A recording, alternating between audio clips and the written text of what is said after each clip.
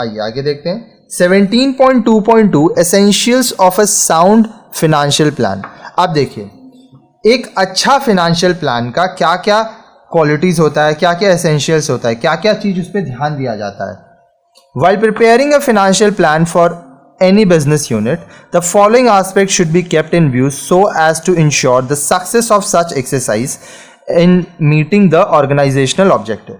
जब आप financial plan करते हैं किसी बिजनेस यूनिट का तो आप इन सब बातों का ध्यान रखते हैं कि किस तरह से वो जो ऑर्गेनाइजेशन है उसका उद्देश्य पूरा हो सके। तो क्या क्या चीज़ का आपको ध्यान रखना है। The plan must be simple, आपका जो प्लान है वो सिंपल होना चाहिए। Nowadays, you have a large variety of securities that can be issued to raise capital from the market. But it is considered better to confine to equity share and simple fixed interest debentures. आजकल बाजार में बहुत तरह की securities हैं जिनसे आप capital raise कर सकते हैं बाजार से, ठीक है। लेकिन ये सिंपल रहेगा अगर आप इक्विटी शेयर और सिंपल फिक्स्ड इंटरेस्ट डिबेंचर से पैसा रेज करें, पैसा अरेंज करें। It must take a long-term view. While estimating the capital need of a firm and raising the required funds, a long-term view is necessary. जब आप पैसा इकट्ठा कर रहे हैं किसी फर्म के लिए तो आपको ये ध्यान देना होगा कि आप जो पैसा इकट्ठा कर रहे हैं वो आप लंबे दौरान के लिए करें, ठीक है, लंबे समय के लिए करें। It ensures that the plan fully provides for meeting the capital requirement on long-term basis and takes care of the changes in capital requirement from year to year.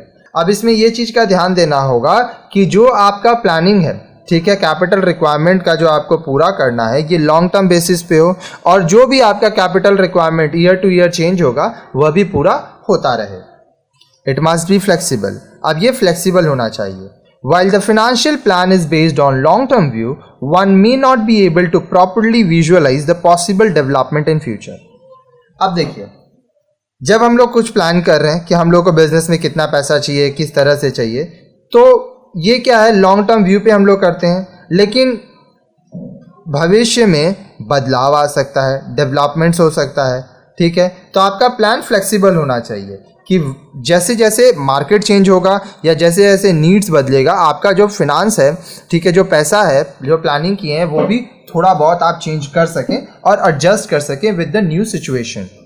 Not only that, the firm may also change its plan of expansion for various reason. अब मान लीजिए आप जब plan किए, financial planning कर रहे थे, तब आप प्लान किए कि आपको एक्सपेंशन करना है, लेकिन जो आपका बिजनेस है आप किसी कारण से अपना एक्सपेंशन का प्लान अभी ड्रॉप कर दिए या चेंज कर दिए, तो उस केस में आपका जो प्लानिंग है वो फ्लेक्सिबल होना चाहिए।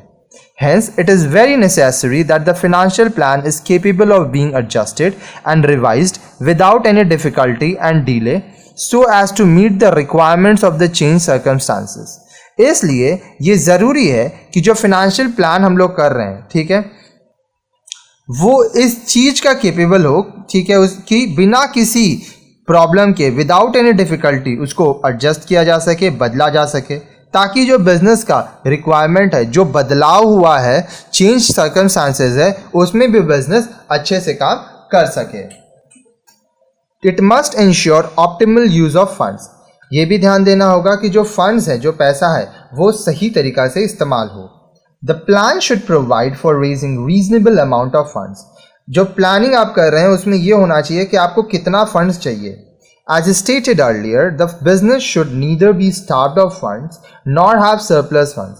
जैसे कि हम लोग आगे पढ़ चुके हैं, जो बिजनेस है, ठीक है, उसमें ऐसा नहीं होना चाहिए कि उसके पास पैसा हो ही ना, या ऐसा भी नहीं होना चाहिए कि उसको जितना पैसा चाहिए उससे बहुत ज़्यादा पैसा उसके पास है जिसका इस्तेमाल नहीं किया जा रहा है। It must be strictly need based and every rupee raised should be effectively utilized.